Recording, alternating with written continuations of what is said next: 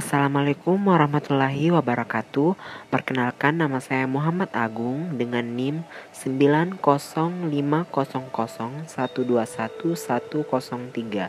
Di sini saya akan menjelaskan materi mengenai praktek kebijakan moneter Islam. Kebijakan moneter Islam dalam perspektif mikro-makro.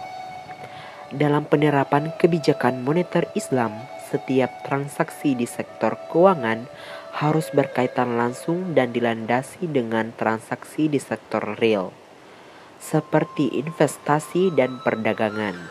Dengan demikian, kebijakan moneter Islam tidak mengenal adanya money multiplier seperti pada praktik kebijakan moneter konvensional. Dalam perspektif ekonomi mikro, penerapan kebijakan moneter Islam turut mengubah tata kelola dan orientasi para pelaku usaha di sektor keuangan, khususnya lembaga keuangan sebagai pemain aktif dalam sektor tersebut.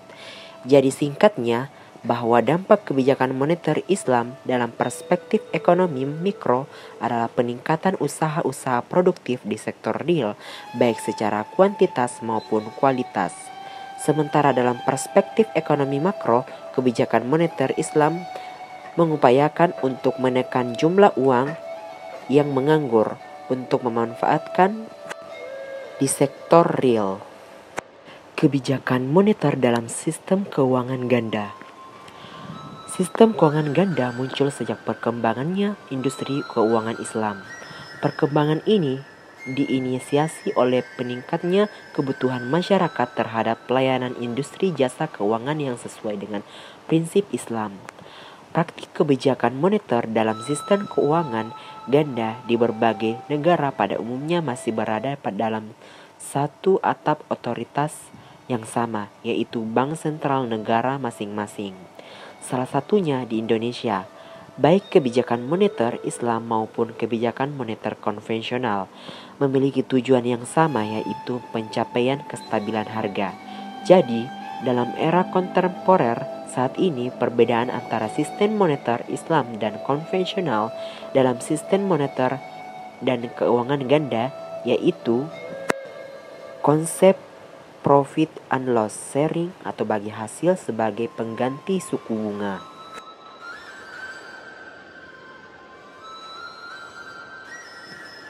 Kebijakan moneter tanpa bunga. Perlunya regulasi dari pemerintah berkoordinasi dengan bank sentral terkait kebijakan moneter tanpa bunga. Pertama, menjadikan fungsi uang berjalan dengan baik di tengah masyarakat, yaitu sebagai alat pembayaran transaksi nilai suatu barang, bahkan menjadikan uang sebagai komoditas yang bisa diperjualbelikan.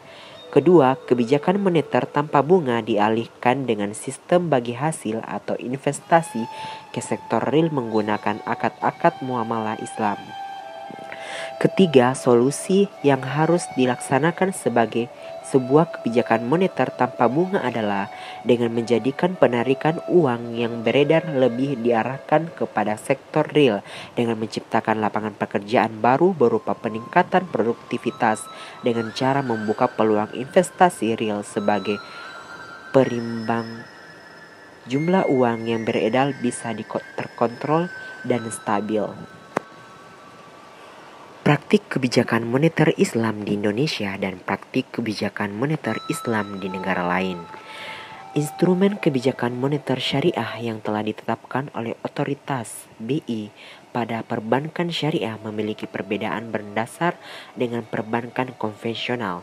Selain Indonesia, beberapa negara lain yang telah menetapkan instrumen kebijakan moneter syariah diantaranya Malaysia dan Bahrain, dengan Sukut, Kuwait, Yordania, Tunisia, dan Iran dengan dui logam, dinar dan dirham, dan Uzbekistan. Namun bila dilihat dari progresnya, Indonesia termasuk mengalami perlambatan dibandingkan negara tetangga, karena Indonesia masih berkutat dengan cara-cara kapitalis dalam menyelesaikan kebijakan-kebijakan ekonomi. Aplikasi instrumen moneter Islam individu, sosial, dan ekonomi. Satu, operasi pasar terbuka. Kedua, fasilitas diskonto. Ketiga, rasio cadangan wajib. Dan yang terakhir, imbauan moral. Aplikasi instrumen moneter Islam dapat mencakup berbagai aspek seperti individu, sosial, dan perekonomian.